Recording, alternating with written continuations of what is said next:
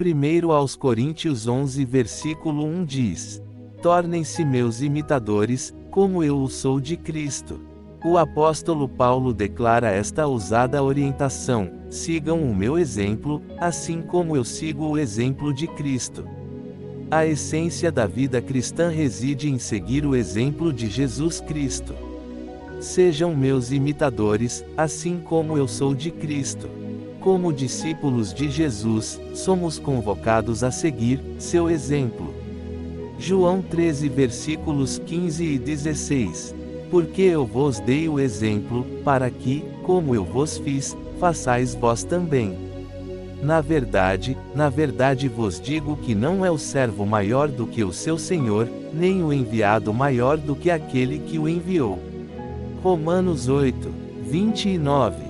Pois aqueles que de antemão conheceu, também os predestinou para serem conformes à imagem de seu Filho, a fim de que ele seja o primogênito entre muitos irmãos. Esse versículo está inserido em um dos capítulos mais profundos do Novo Testamento, onde Paulo fala sobre a segurança da salvação em Cristo e o propósito de Deus para os crentes.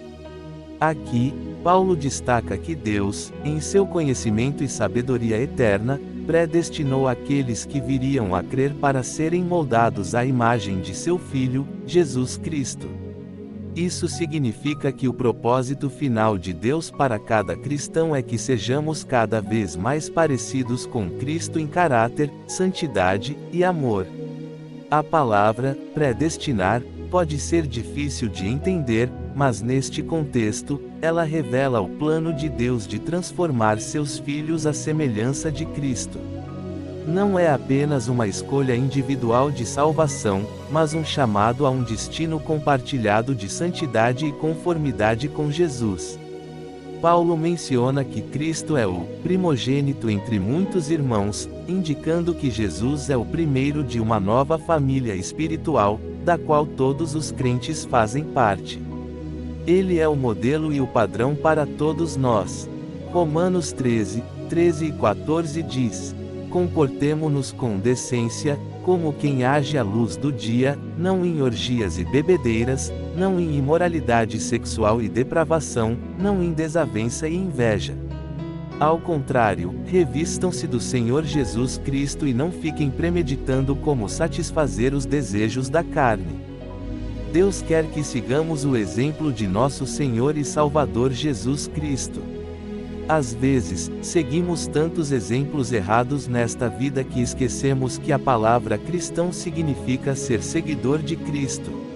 1 aos Coríntios 11 versículo 1 diz: sejam meus imitadores, como também eu sou de Cristo.